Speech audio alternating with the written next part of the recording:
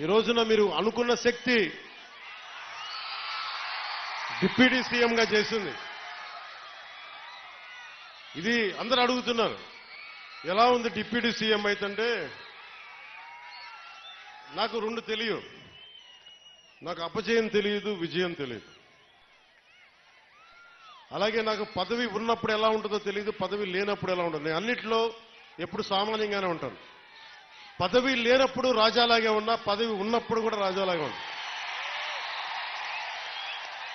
ఎందుకు ఆ మాట అన్నాను మీ గుండెల్లో అంటే, ఏ రాజ్యాంగం రాసింది, ఏ రాజ్యాంగం రాసింది ఒక వ్యక్తిని మీ గుండెల మీద పచ్చపట్టు పొడిపించుకోమని? ఏ రాజ్యాంగం రాసింది ఒక ఆడబిడ్డ అన్నా అని ప్రేమగా పిలిచే పదం ఆత్మీయత? ఏ రాజ్యాంగం రాసింది ఒక తల్లొచ్చి నాన్న నా కొడుక అని చెప్పి ఆప్యాయతగా మాట్లాడేది?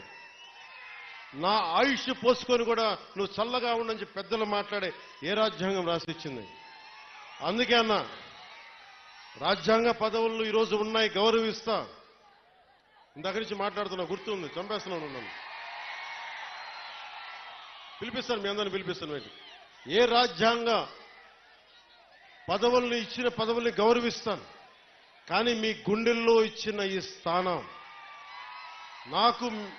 నన్ను మీ గుండెల్లో పెట్టుకున్న ఈ స్థానం కడ వరకు, ఆఖరి శ్వాస వరకు, తల్లి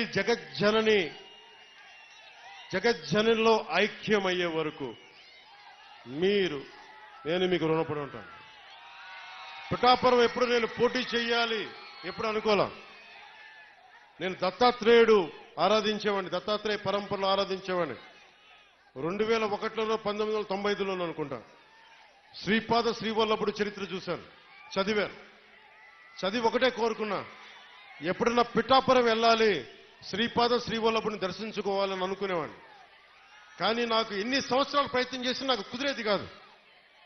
పిఠాపురంకి 2014లో వచ్చాను, 2019లో వచ్చాను. ఎమ్మెల్యేగా పోటీ చేస్తే తప్ప శ్రీపాద శ్రీవల్లభుడు దాని దగ్గరికి తీసుకురాలి. అలాంటి శ్రీపాద శ్రీవల్లభుడు సాక్షిగా మీ అందరికీ నేను రుణపడి ఉంటాను. నేను మీకు రుణగ్రస్తుడిని. మిమ్మల్ని మీ సమస్యల్ని మా గుండెల్లో పెట్టుకుంటాం.